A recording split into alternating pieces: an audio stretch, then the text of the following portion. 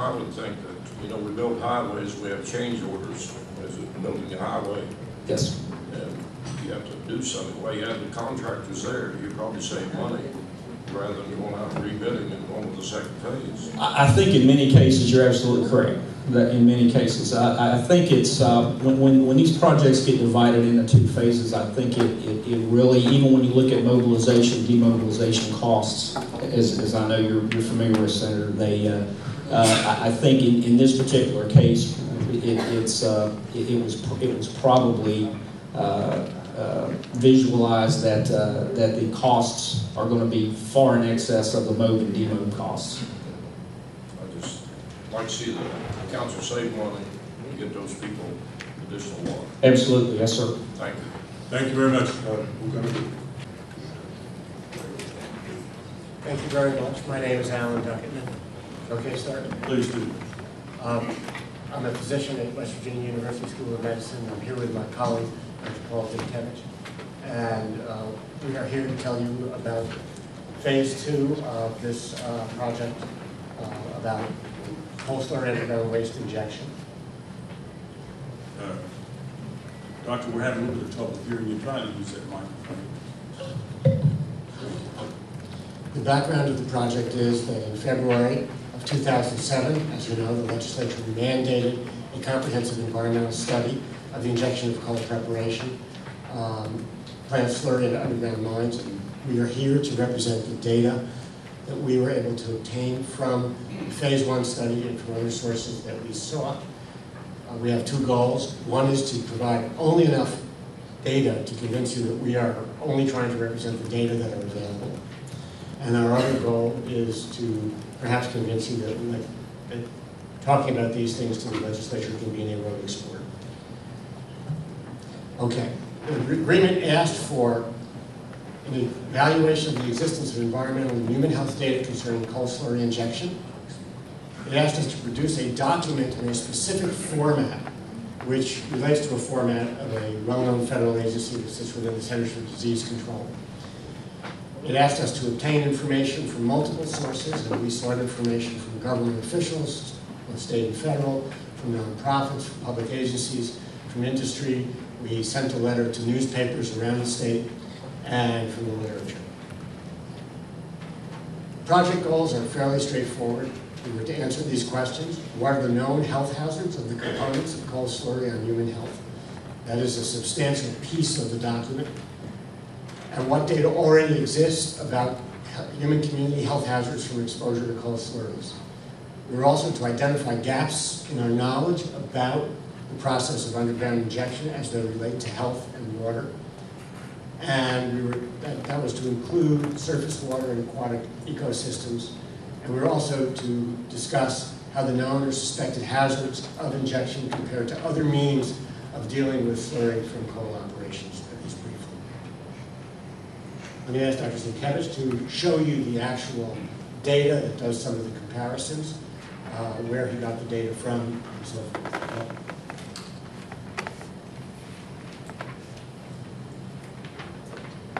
Thanks, Alan, and thanks for having us here today to present the information. So we used the data that came out of the Phase 1 report that was collected by DEP, the SCR 15 Phase 1 report. We also looked at data that was collected by Willie Jesup University. We also did a number of literature searches so we could find as much as possible on the subject of slurry effects.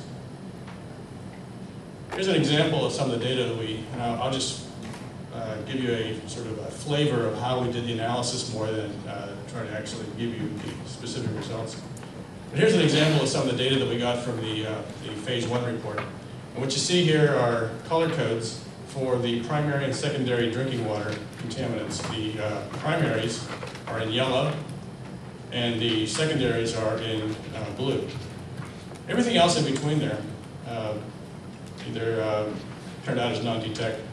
But the ones where we had any values over the either primary drinking water standard, the US EPA drinking water standard, administered by the state, or if they were above the secondary drinking water standard, they got the relative coatings. So if there's no color associated with any of these elements, then we didn't find any examples in the, and this is the slurry liquid fraction itself, where any of those were exceeded. Things that were over fairly consistently were things like antimony, arsenic turned up in the Panther slurry water.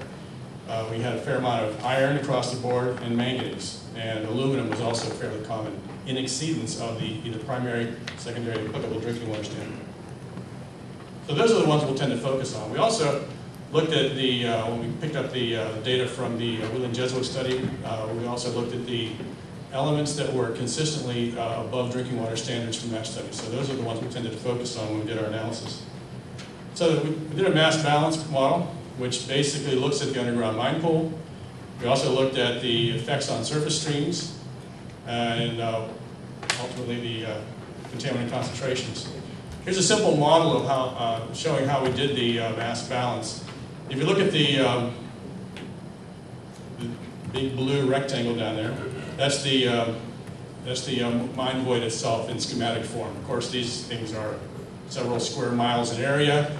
Depending on the thickness of the coal, it could be 42 inches, it could be 6 feet tall, caved to varying degrees depending on what kind of roof rock you had. So it's a much more complicated system that I'm showing here, which is basically a bathtub.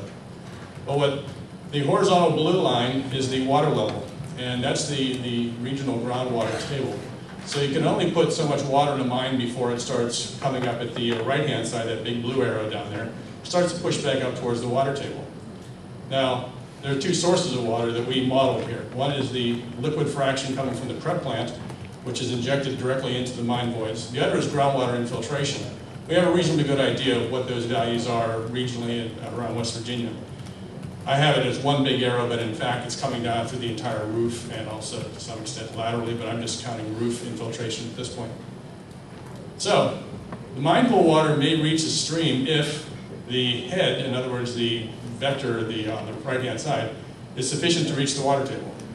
And if that water table intercepts a stream valley, in other words, carry that to the right, it intercepts a stream valley, you may well get a seep into that stream valley or up through the stream bed itself that reflects a combination of those two kinds of waters, the infiltration water, and we're assuming the infiltration water coming in through the roof and basically no contaminant in it, and that's generally what we find when we look around West Virginia. So that's assumption, fairly gross assumption. And we also used as the prep plant contribution, the slurry contribution, as a liquid fraction of those, that previous table that I showed you. And we did that for each one of the 4 mines that were included in the SCR 15 study, where we had that kind of data, mine areas, so forth. We also knew the volume of slurry liquids that were being injected in each case. So we used that to do this mass balance model, and here's an example. This is one of the 4 mines we looked at. This is Southern Minerals, and this is just modeling selenium.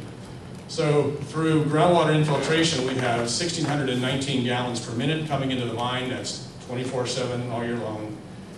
From the prep plant, we were getting 640 gallons a minute, and that represents about, in this case, given the concentration of selenium in that slurry water, about 10.5 kilograms of selenium per year. That's about 20-some pounds. It's 22 pounds or so.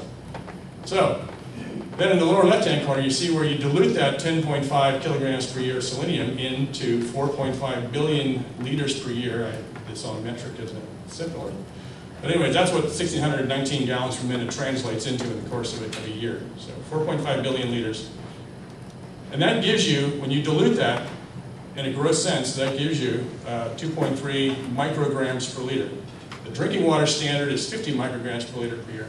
The aquatic standard is 5 micrograms per liter per year. So that's just an example of how we did this mass balance. And let's see, here's an example of how it actually panned out. And this is one of the 4 sites. This is Powder Mountain, Nicholas Clay County area.